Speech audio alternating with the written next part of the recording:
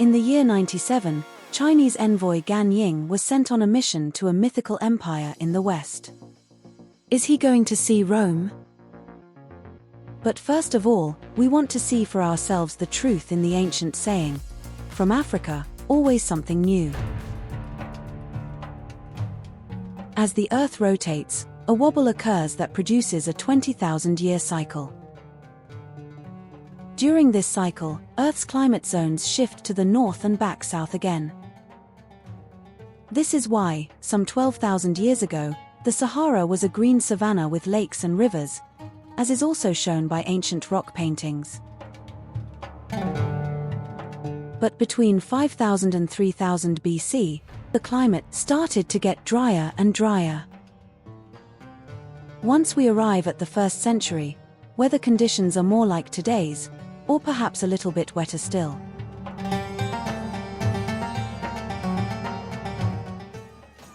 The original, ancient inhabitants of the vast areas of North Africa are referred to as Berbers, or rather Amazigh as they would prefer it themselves.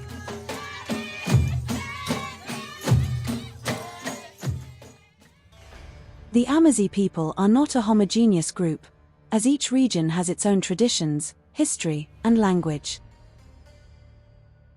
A unique script, named Tifana, had already been developed in the 1st millennium BC. Unfortunately, no writings have been preserved. There are a number of other sources though. One is the Natural History, an encyclopedia written by Pliny the Elder, who was a Roman scientist and a close friend of Emperor Vespasian. The 37 books cover a wide range of topics, varying from geography to biology, astronomy, and so on, based on Aristotle's division of nature into a mineral, vegetable, and animal world. After Pliny Sr. died in the eruption of Mount Vesuvius in 79 AD, the work was completed by his son Pliny the Younger. About the Atlas Mountains it says this: "A religious horror steals imperceptibly over the feelings of those who approach, and they feel themselves smitten with awe, at the stupendous aspect of its summit, which reaches beyond the clouds, and well nigh approaches the very orb of the moon. At night, they say, it gleams with fires innumerable lighted up. It is then the scene of the gambols of the Aegipans and the satyr crew, while it re-echoes with the notes of the flute and the pipe, and the clash of drums and cymbals."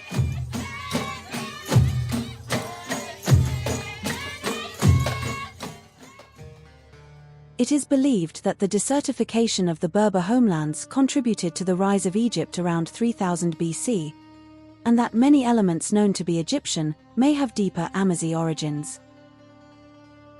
A mummy found in Libya, for instance, is dated back to 4000 BC, which is 1000 years earlier than the first Egyptian mummies. Could that be what the ancient Egyptians meant when they informed the Greek about a great mythical empire named Atlantis, located beyond the Pillars of Hercules?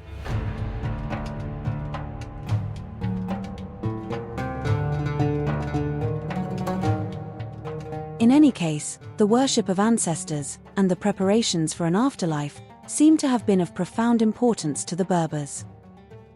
As evidenced, for example, by what the Greek historian Herodotus wrote about a Libyan tribe, known as the Nasamones.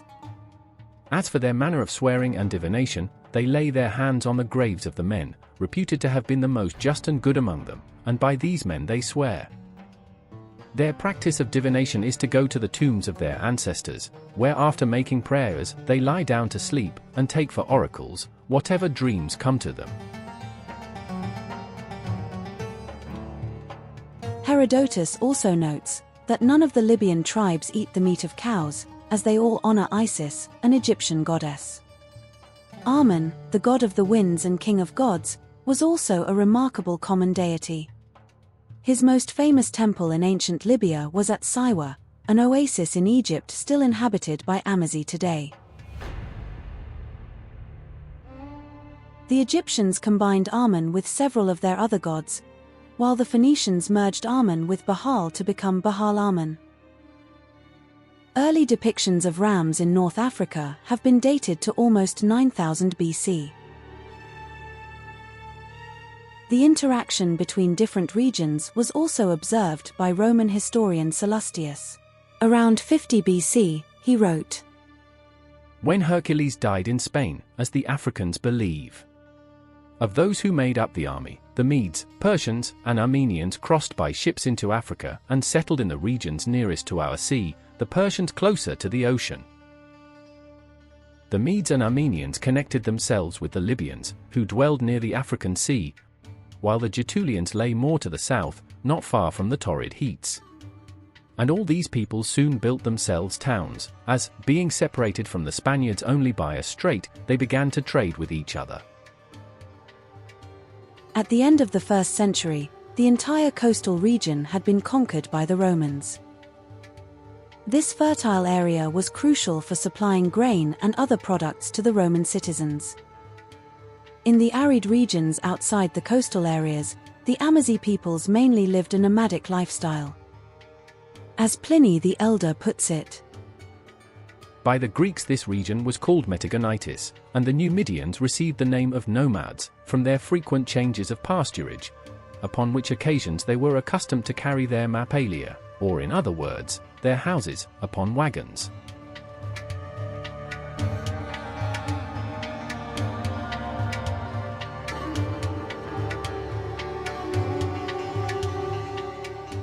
the desert now known as Fezzan was once an area of great lakes and rivers. But today, only a few puddles remain. Nevertheless, the Garamantes managed to develop a remarkable civilization in this region. To achieve this, the use of ingenious irrigation systems must have been crucial. Slave trade may also have been an important factor. The Garamantes likely spoke a Nilo-Saharan language that has since disappeared. So they were not Berbers, but the Romans accused the Garamantes of colluding and declared them enemies anyway. Thus, in 19 BC, the Garamantes had to surrender 15 of their cities to the Romans. At least according to Pliny the Elder, who recognizes that they had not yet been able to reach the capital city of Garama. Up to the present time, it has been found impracticable to keep open the road that leads to the country of the Garamantes, as the predatory bands of that nation have filled up the wells with sand, which do not require to be dug for to any great depth, if you only have a knowledge of the locality. In the late war, however, which, at the beginning of the reign of the Emperor Vespasian, the Romans carried on with the people of Oija, a short cut of only 4 days' journey was discovered. This road is known as the Pater Caput Saxi.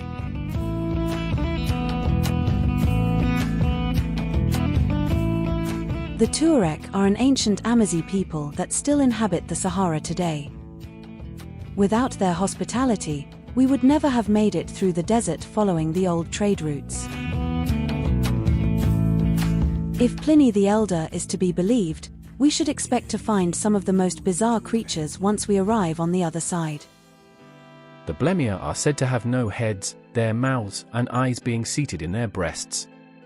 The Satyrs, beyond their figure, have nothing in common with the manners of the human race, and the form of the Egypani is such as is commonly represented in paintings.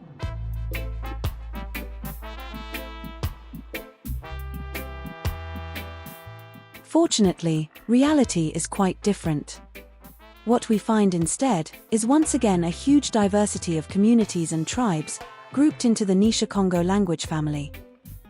They were successful farmers, and over the past millennia they had gradually extended their influence from West Africa into southern and eastern Africa.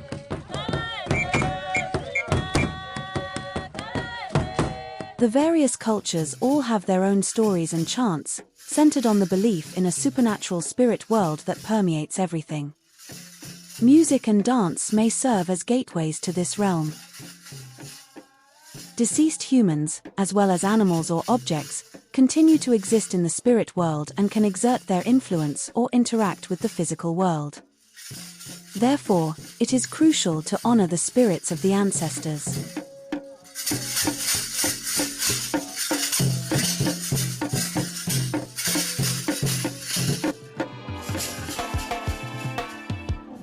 Further south, we meet the Khoisan, nomadic living peoples, known for their ancient Click languages. Genetic evidence suggests that around 70,000 years ago, humanity became almost extinct, and that one specific group took it upon themselves to repopulate the Earth. The Khoisan are believed to be direct descendants of this community, the ancestors of all of us.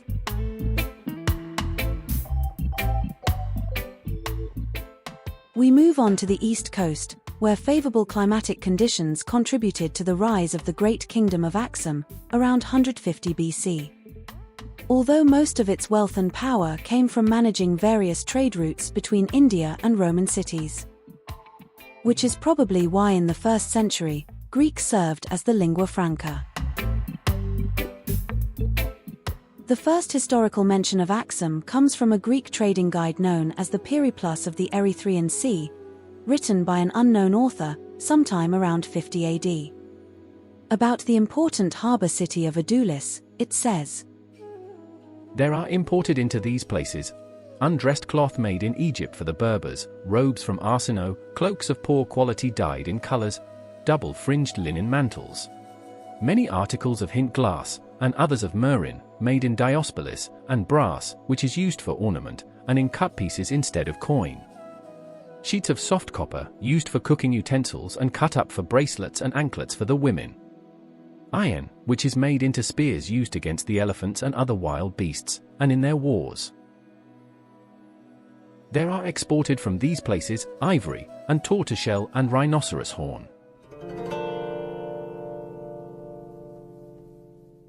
With so much going on along the trade routes between East and West, it's no surprise that the Chinese wanted to explore these roads even further. Han China was prospering and all kinds of innovations were being developed. Chinese products were already known to the Romans, even if only the very rich could afford them.